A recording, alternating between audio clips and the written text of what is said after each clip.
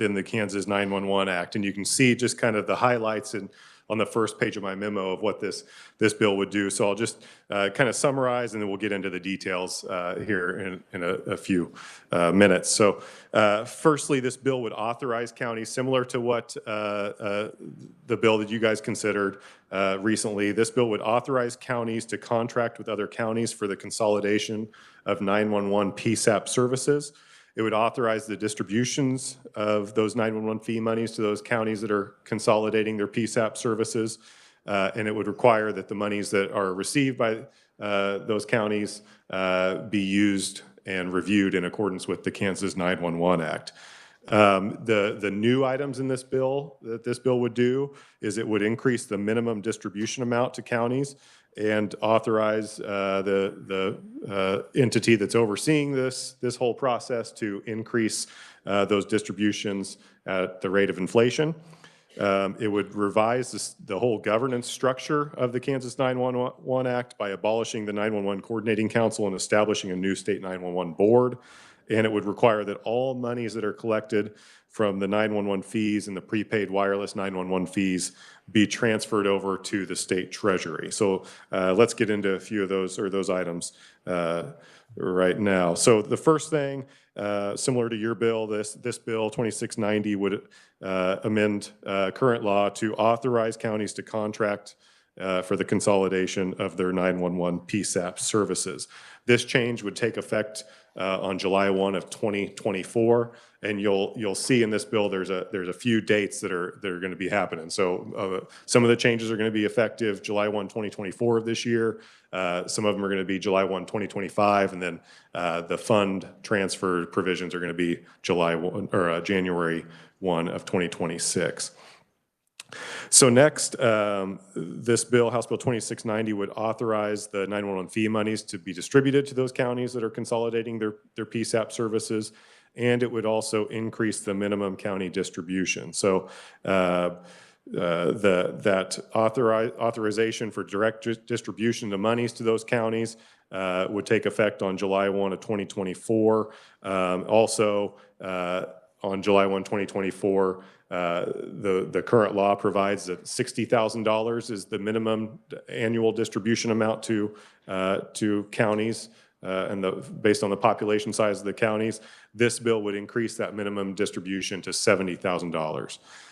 Again, that's a July 1, 2024 change. And then I will note, commencing July 1 of 2025, this bill would authorize the new state 911 board to increase that minimum county distribution amount, so that $70,000 amount, basically by the rate of inflation each year. So the board could authorize that increase only once per year, and the board, if they're going to do that or consider that increase, I should say, the board has to evaluate whether that increase is needed based on the county's expenditures of the monies that they're receiving, and then also whether that increase will impact the long-term financial stability of the total the funding stream under the Kansas 911 Act. Again, those increases, those inflation-based increases, could only occur once per calendar year. So next, similar to the Senate bill on this, the 2690 would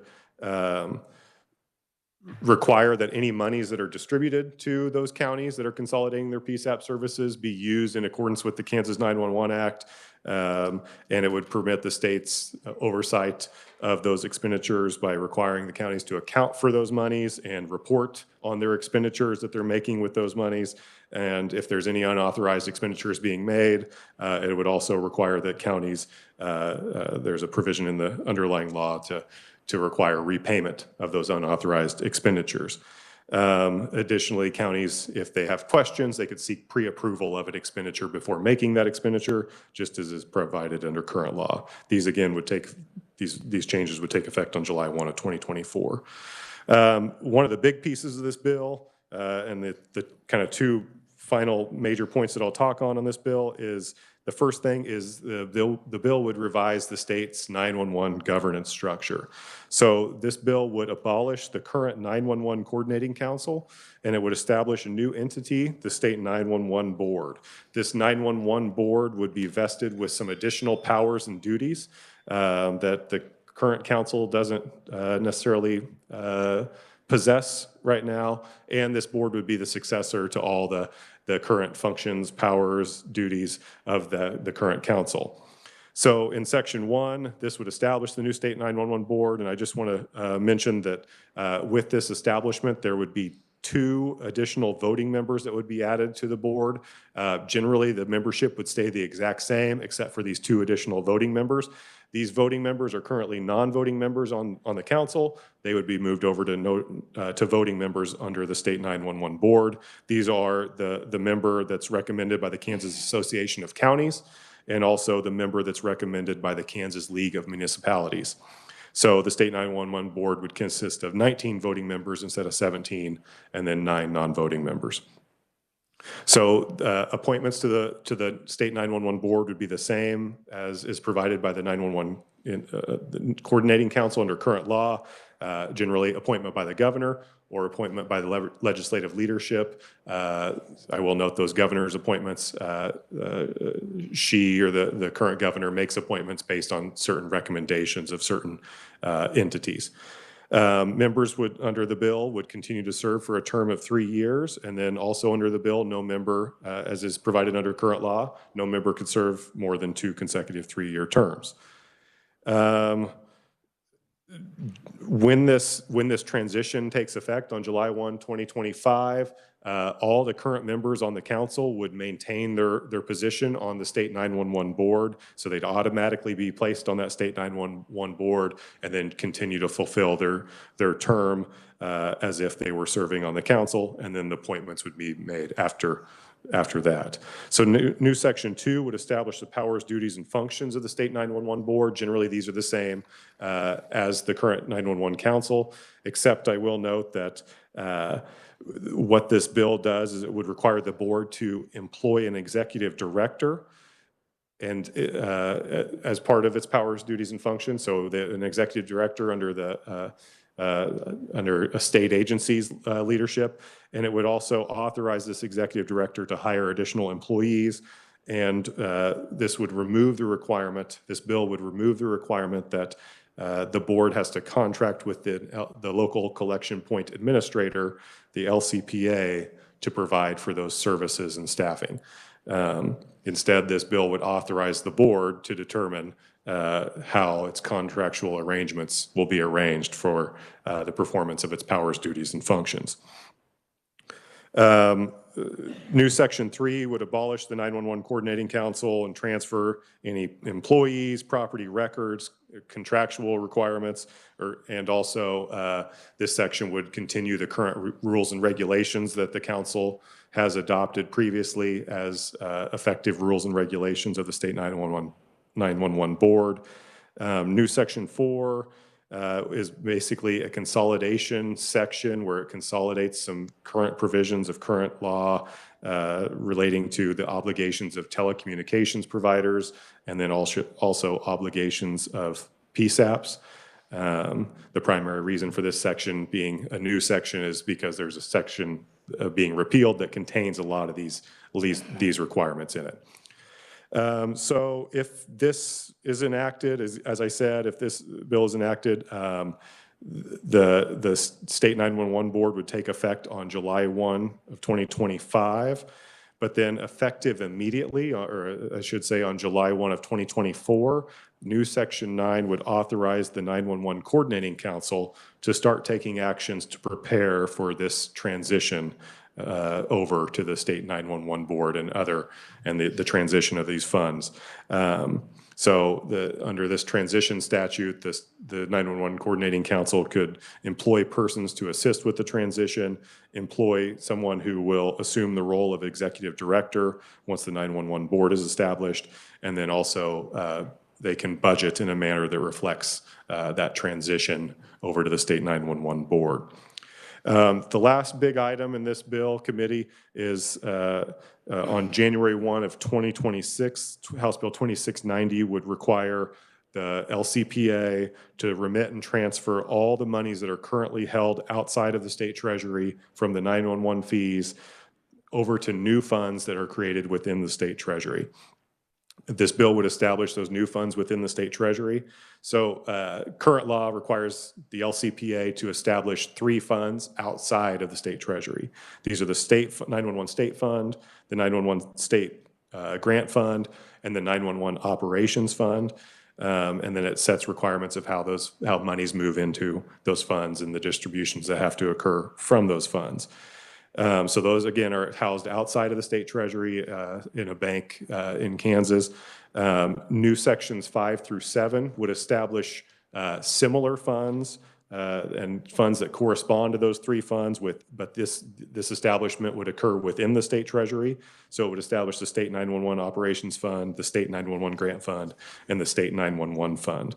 And generally, these funds would continue to have the same purposes and uses as the current funds that are established outside the state treasury.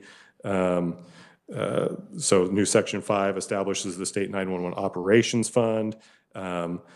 I will note that this bill does remove, there's a current provision in current law, this bill removes that provision that limits the expenditures that can occur from the state operations fund upon administrative expenses. So the current law it sets a cap of 2% of monies in the operations fund that can be used for administrative expenses. This bill removes that 2% cap.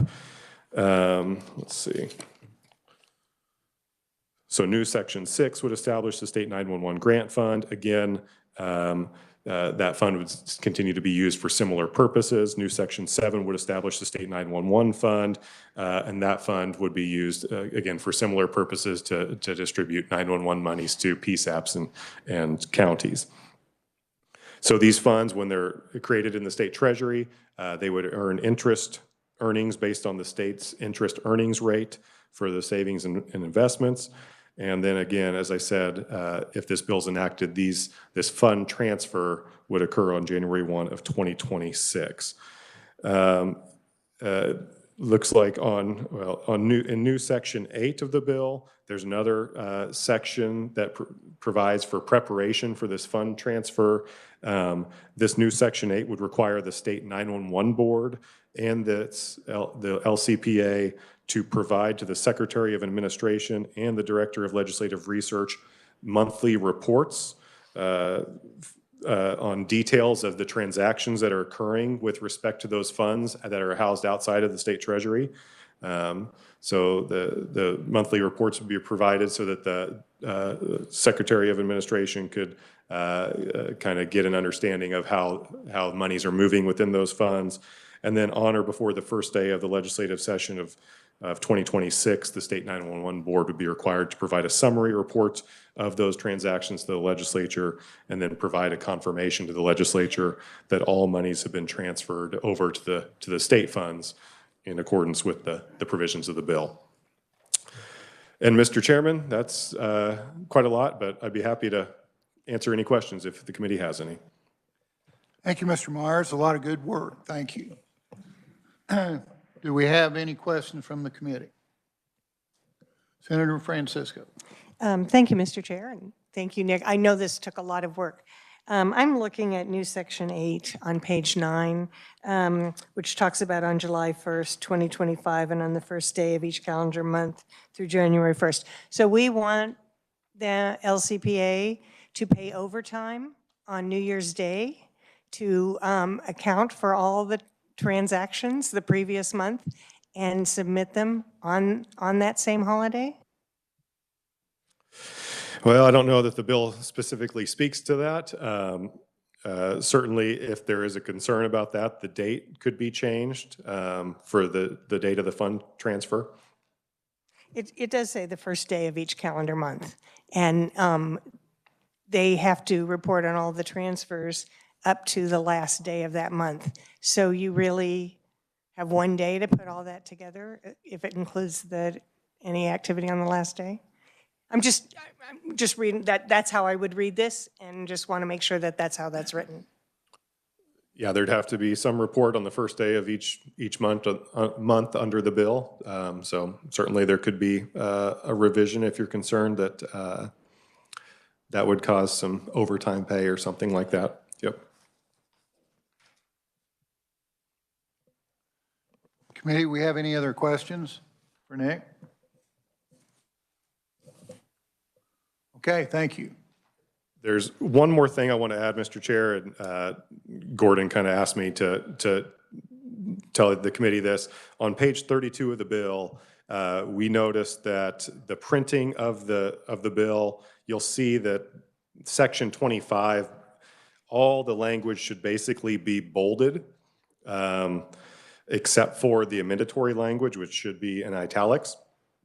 So the amendatory language is in italics, and you'll see that section right there that doesn't have the bolded language. And we discussed, do we need a reprinting of the bill or something of that nature? But I kind of said to hold off on a reprinting of the bill because I kind of anticipate there might be a few amendments or an amendment or two from this committee, and then we could get this issue corrected. But he just wanted me to note that we are aware of that issue, and we'll take care of it as appropriate. Thank you. Thank you, Nick.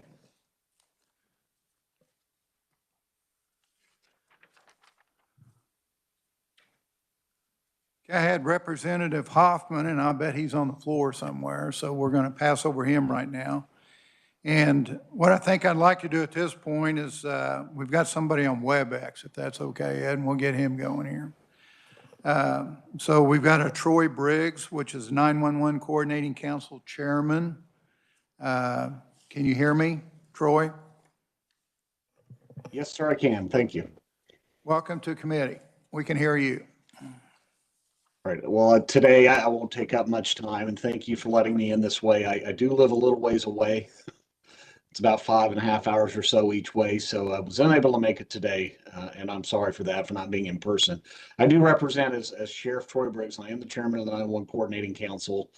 I've been a part of this process of this bill with Representative Hoffman, as well as others, and just would like to guarantee my support for the bill. You can see my testimony. If you can imagine, this program was started as a thought process and will this work? But what it's become is a 100% involvement by all counties that have 911 centers in the state of Kansas that are a part of our system, which does not include the MARC region, although there is one from the MARC region on our system now. That Mid-America Regional Council, Wyandotte, Johnson, Miami, Lynn, some of those. But the success of the program has brought around a difference in how things need to be handled. Instead of being a thought process and will it work, with that high degree of effectiveness, I think it begs that it become an agency. Currently, the persons that do our daily work are contractors to a subcontract. And that does create quite a veil of toughness to kind of deal with certain issues and things. This bill would clarify that, make it a state agency. It's fee-based.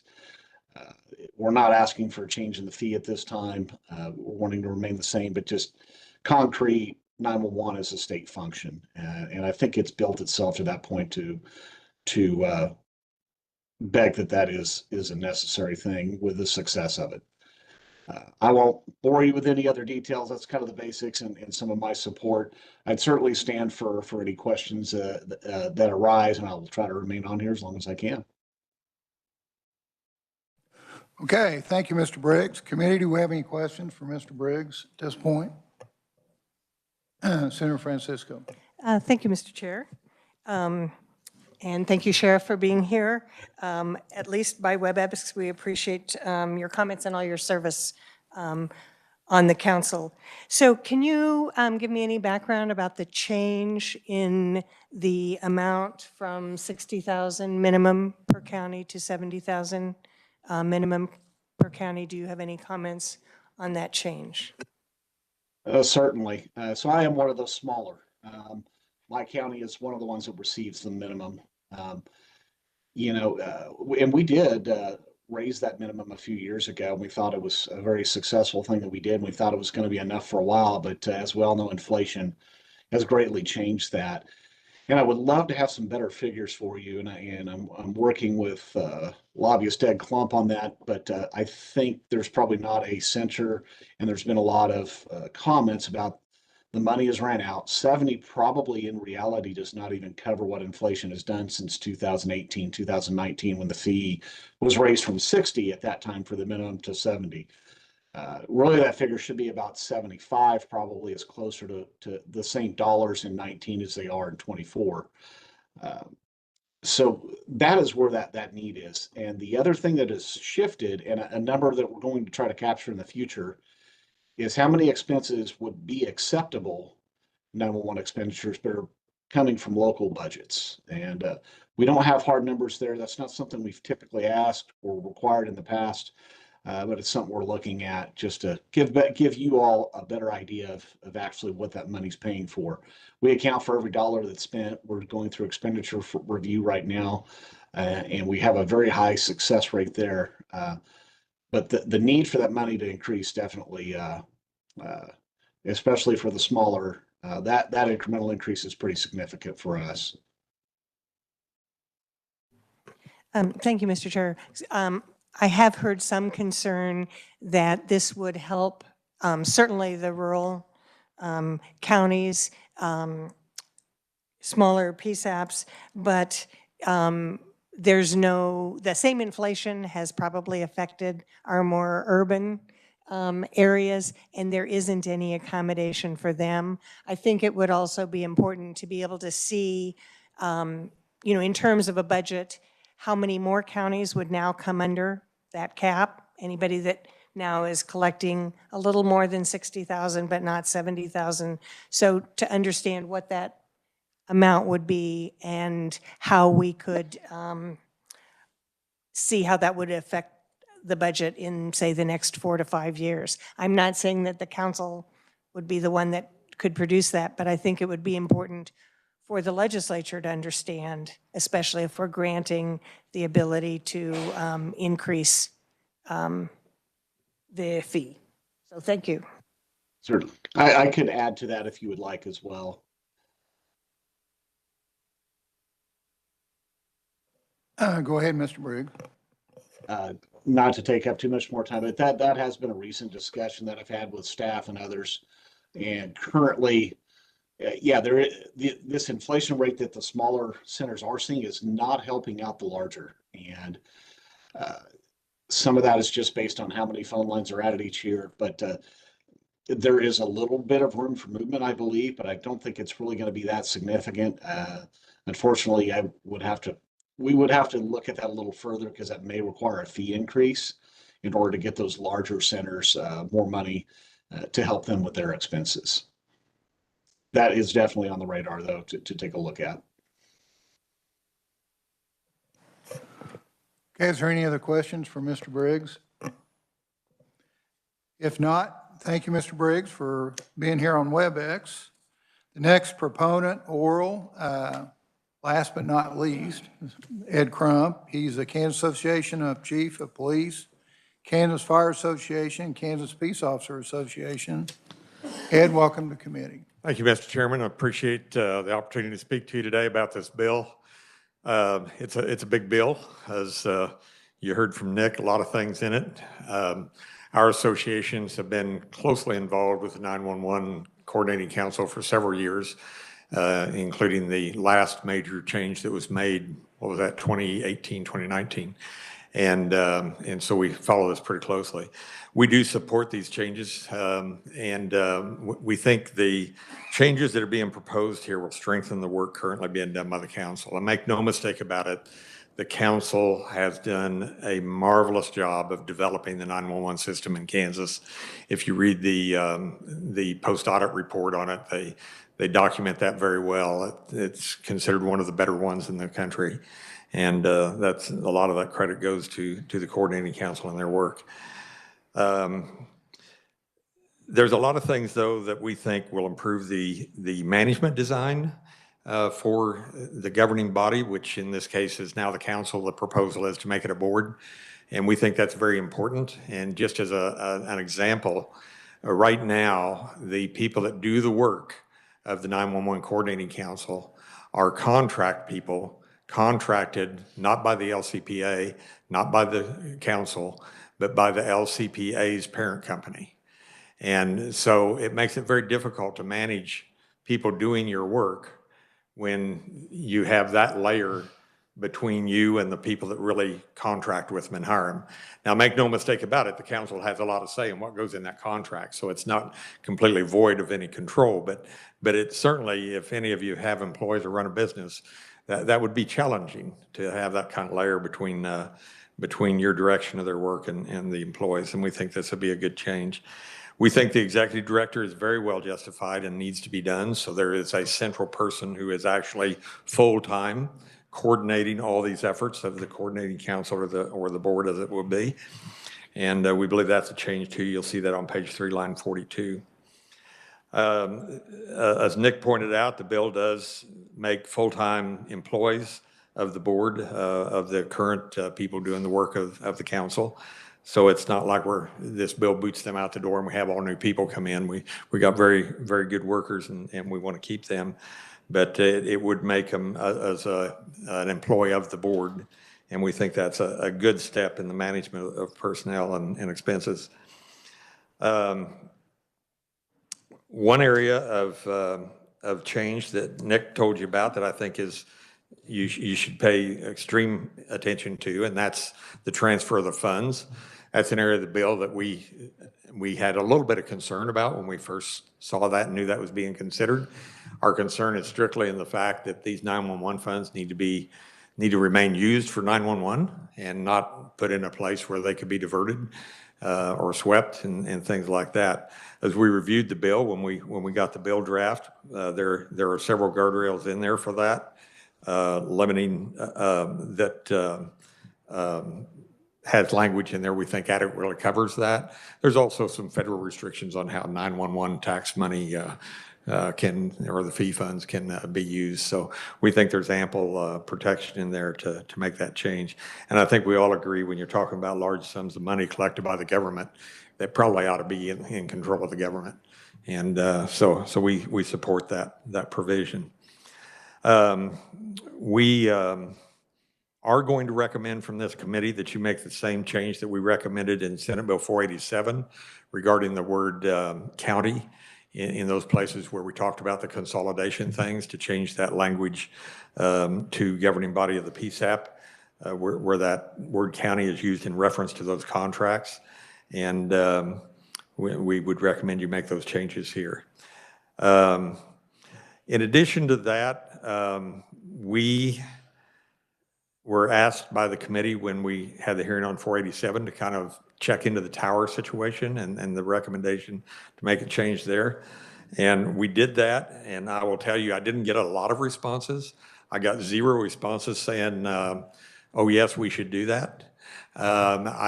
We did get some comments, and I just got about 6 bullet points there on page 2 of my testimony. I just took some summaries from some of those that I got. There was a little bit of concern about doing that without better understanding the impact that might have. I think one of the best concerns that came up was that if you had a tower that collapsed because of a weather event, ice, we've had towers collapse from ice. I don't know if we've ever had a 911 tower do that, but we have had those, I know, around the Topeka area. And we had one taken down by a microburst. One time it was the KHP tower that you see out here at I-70 and Gage. Took it down, knocked it over on top of an apartment building next door. Wasn't a good thing. But the thing that was brought up, if you have that kind of a disaster and we need that tower in place to deliver the 911 services, then should there be some funding available to assist in replacement of that tower? And I thought that was a pretty good point to make. So from our association's perspective, we're not going to recommend a change in the current law relating to those tower construction costs right now. We believe there's some other things that could be considered. We have that state grant fund. And so could we somehow address the tower issue, if you had a crisis like that come up, where there would be some use of those state grant funds that could be used when you made an argument that this was important to do and it's outside of the scope of what the 911 fees could be used for. Frankly, the responses I got were they didn't understand how anybody could use right now 911 fees for building the tower, because they don't have enough fees coming in to pay what are the allowable expenses. So there wouldn't be any money left in their funds to do that anyway, especially that big of a project. So also on my second page, you'll see a second number, set of bullets there numbered. And so what we're going to suggest here is that perhaps the committee could request of the council to look at some of the issues that come up, because one of the things we heard when we asked about the towers was we are not getting any increase in our funds, and inflation is eating those up, and we need to address that. Well, there's probably at least two ways to address that. One is increase the fee, which would increase what is going into that fund. The other is to shift money from something else into the fees, into the funds that are transferred to the PSAPs. And that, of course, would have another impact someplace else. It would have to be studied and evaluated to see if that was feasible or not. So we just put together 4 questions there that we thought maybe it would be wise for this committee to ask for the council to study and report back to you on, which Senator Francisco would open a door for another bill someday if you don't do the tower this time around. And so that is our recommendations from that. We hope that you will consider moving this bill forward along with your Senate Bill 487. I think there's good things to blend together there in those 2 bills. I think Senator Francisco and others, I don't know who all was working with you on that 487, Senator Peterson was, and did a very good job of putting some good points together in the Senate bill as well. But obviously it doesn't go as far as 2690 does, and we think these changes are very much needed. We think they're well thought out, they're well planned out, and going to have a much better management platform going forward than the council does today. So with that, I'll stand for questions. Thank you, Ed. We have any questions from the committee? Okay, I want to thank you. You got written testimony here too, so I appreciate that. So, okay, thank you. Okay. We're into the proponent orals. Kyle Hoffman's not here, so we do have written in here. He was going to be here oral, so we didn't have time to review that. And we also got Troy Briggs had a written one in here besides oral too, so just to let you be aware of that committee. I have a point of personal privilege since my pages. Okay. Senator Francisco asked for a personal point of privilege. It's great. Thank you, Mr. Chair. I was pleased that my 3 pages today from Bishop Seabury in Lawrence all went to get a copy of this bill, but I think I'm going to send them on to the walk to the top of the dome and not miss out on that, and try to provide them with whatever testimony we see. But if they could stand there at the back, Catherine Udaly, Xavier Cooper, and Hugh Griggs. So, welcome to the committee. thank you. Okay, we'll move forward into neutral oral. We have first up is Sherry Massey, which is a GIS tech specialist, Kansas 911 Coordinating Council. Sherry, welcome to committee.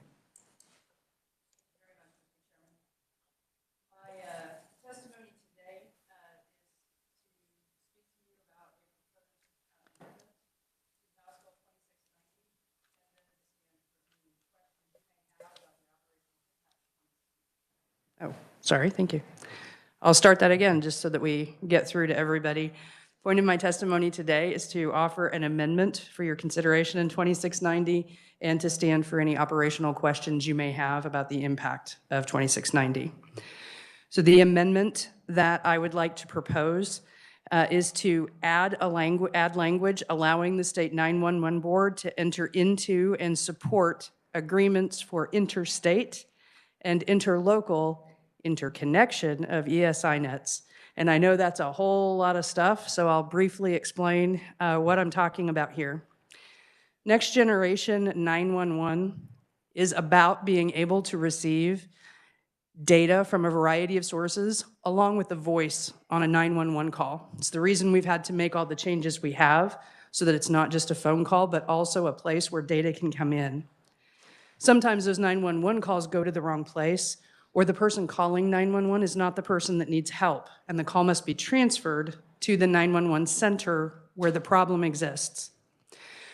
When that happens, in order to send all that great data we're talking about along with the call, that transfer has to happen over in ESINet, ESINet, or an emergency services IP network. That's what all three of those things mean. So every 911 center in the state of Kansas that is on the council's hosted phone system is able to transfer calls like this back and forth through the ESINet along with any data that came with them. But not everyone is going to be on the system for the council. Obviously, the Mid-America Regional Council, as mentioned, are going to have their own independent ESINet, and so are all of our surrounding states. We have 39 911 centers on the hosted solution that share at least one border with a neighbor that is going to be on a different ESINet. So we need to be able to connect the two. There is no provision right now for the council to be able, or the board, to be able to enter into these kinds of agreements. And they need to be able to do that in order to facilitate these call transfers across the border that are happening, like I said, on a regular basis for 39 of our PSAPs, they transfer off system. So I have put the language that is recommended in the National 911 Office's Interstate Playbook into my recommendation. I have already sent some information to the reviser, kind of covering the source so that he can have what I know and form it into language that works right in the law, if you consider it a good idea and include the amendment.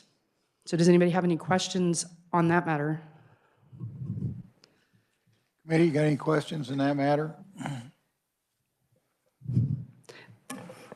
Then the only other thing I would suggest, Mr. Chairman, is that I have done a good bit of work looking at the operational impact of 2690. So if you have any questions on that, I would be happy to answer them if I can. Okay, any questions on that? Senator Francisco, go ahead. Thank you, Mr. Chair. So thank you, Ms. Massey, for being here. So you might understand the volume of transactions that the LCPA is reporting on. Do you see a problem with asking for that information on the first day after? Absolutely. Obviously, just like at home, you're not going to necessarily have all of the completed bank transactions at midnight on the 31st in order to do that report. You're going to need a few business days after the 31st to be able to make a complete report. Similarly, at the beginning of the year, when the new state board has to report the totals of those funds, the new state board is going to need a little bit of window to let the LCPA receive and process all of the records about the December 31st transactions and then create a total. So a little bit of room would be appreciated. So another question I had about is that I know that the new Section 9 talks about an opportunity for the coordinating council to take actions necessary to prepare for a seamless and orderly transition of the powers. My understanding, because I've been on the council for a number of years, is we only meet quarterly. We meet between 4 and 6 times a year, depending on how we can get things together, yes. But usually no more often than every 2 months, certainly. Okay. So would it be really possible for that board to have the time when they're preparing a new budget to vet it by the 15th of September for that following year? I do not believe so. If indeed the effort to build a draft budget must wait to begin until July 1st. That would mean that even if all the information necessary and all of the work necessary to build the draft could be done in time for the next council meeting, which is in mid-August, that would mean that we would be handing the council a budget, not for tomorrow, but for a year and a half from then, and telling them, look at it, ask all the questions you have, and vote in one meeting. It's a little much. I would also say that currently the budget for the Kansas 911 Coordinating Council works a little bit more like a business budget than a government budget, in that it is established by looking at the contracts that we are in and the expenses that we have and applying an inflationary rate. If you go over budget a little bit because that inflationary rate wasn't accurate or you didn't accurately estimate what a vendor was going to raise a contract price, that's okay, because it was just an estimate and a guideline.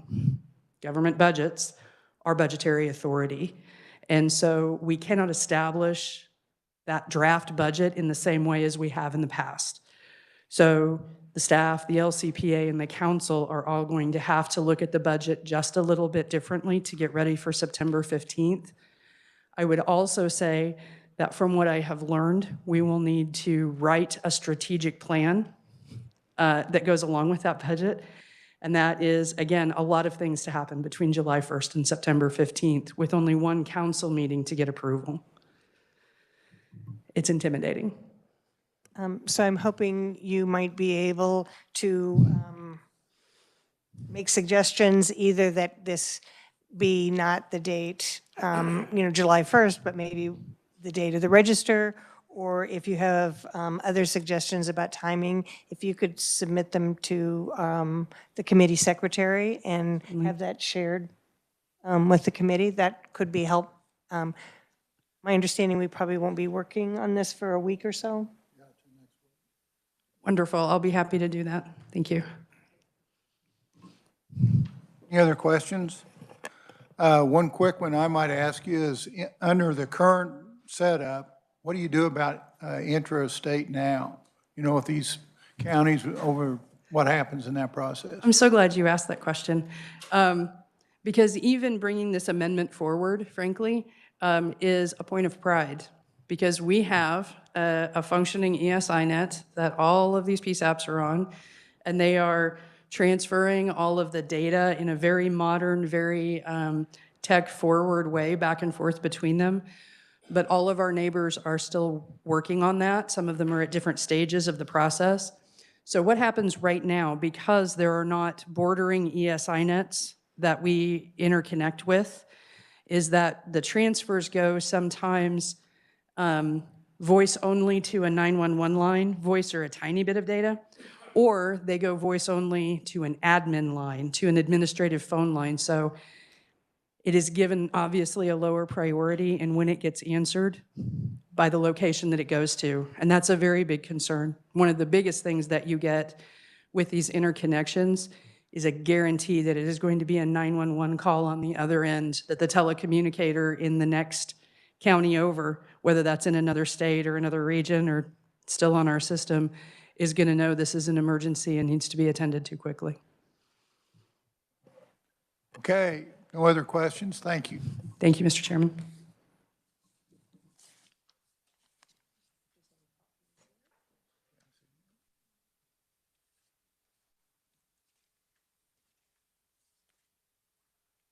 Okay, next up, we have a neutral oral, which is Carrie Ringer, Government Relations Director, American Heart Association.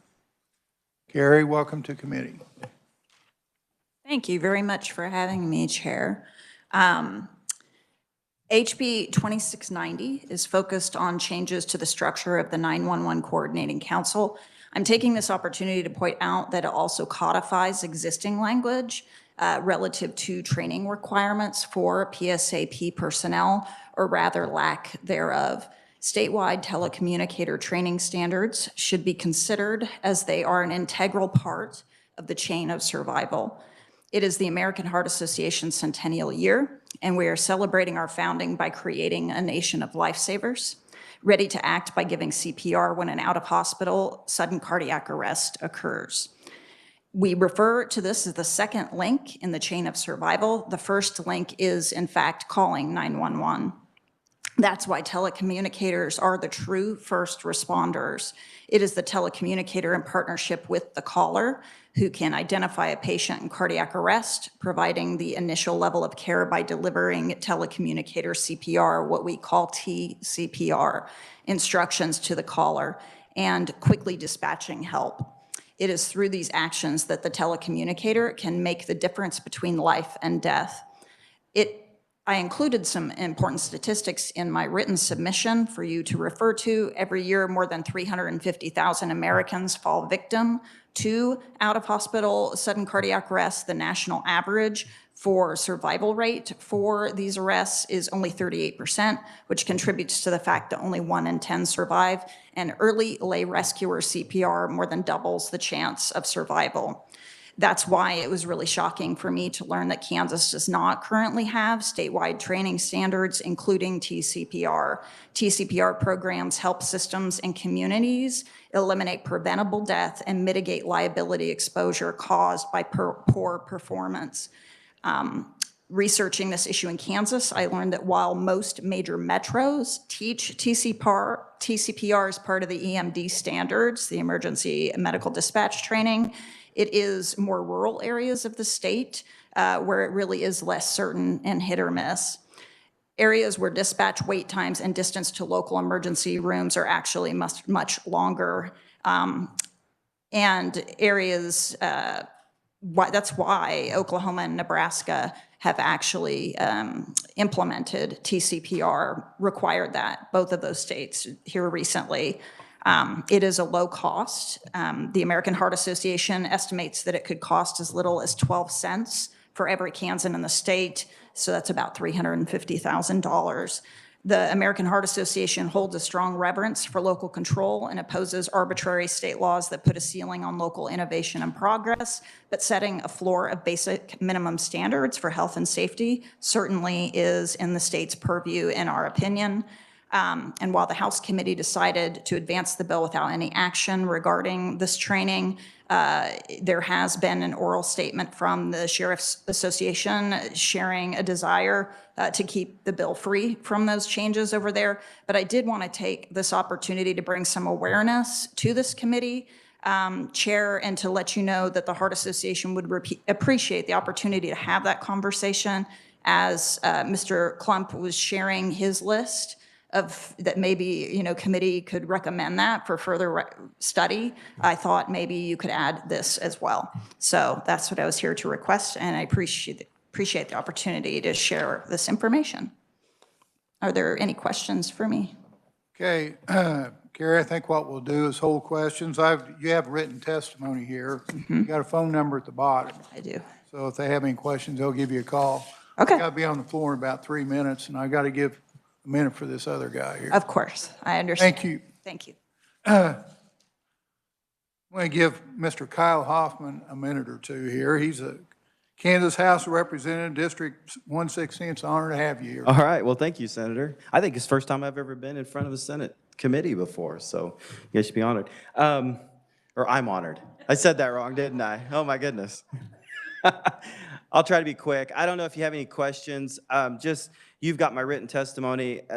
I just really think this is a good step forward for this particular agency. And I did want to talk a little bit about Sherry Massey's two amendments. I think she's probably right. We probably do need to move the date to publication date. That would probably be better to give a little bit more time for the budgetary process, and then the interstate option. And then I think probably I wasn't here, but I'm pretty sure that Sheriff had some amendments that we decided not to do because it already went to the floor before we just felt like you guys could deal with it. I did want to say just a little bit about the training. We have really, through this whole process, always made sure that any training that was done was through the council, was done as part of the equipment training. How does the equipment, how do you use the equipment, things like that. I think that what the Heart Association is talking about is a much bigger discussion that we have to have, that I think that we can have later. I envision that maybe eventually C-Post or something of that magnitude may come into effect as far as having more training that is more directed by the sheriffs and those that are actually the supervisors of the personnel. So as much as I would rather we don't get into that training part in this bill, let's look at it later. And so with that, any questions you might have, I know you have to go, so. Yeah, Representative, I think we need to go. I appreciate Okay. you coming. We got Yeah, I'm sorry I'm late. we know where we can find you. Yes. I'll be around somewhere. Okay, Thank you. you bet. Okay, is there anybody else, any other opponents at this point? Is there any other neutral testimony at this point? Okay, committee, I would like to point out that there is a fiscal note in your folder that you can read on that. So at this point, I'll close the hearing, and if we don't have any announcements, we're adjourned. Thank you.